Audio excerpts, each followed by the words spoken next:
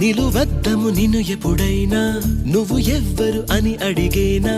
ఆ చిత్రమే గమనిస్తున్నా కొత్తగా నువ్వు విన్నది నీ పేరైనా నిన్ను కాదని అనిపించేనా ఆ సంగతి కనిపెడుతున్నా వింతగా నీ కన్నుల మెరిసే రూపం నాదేనా అనుకుంటున్నా నీ తేనెల పెదవులు పలికే తీయదనం నా పేరేనా అది నువ్వే అని నువ్వే చెబుతూ ఉన్నా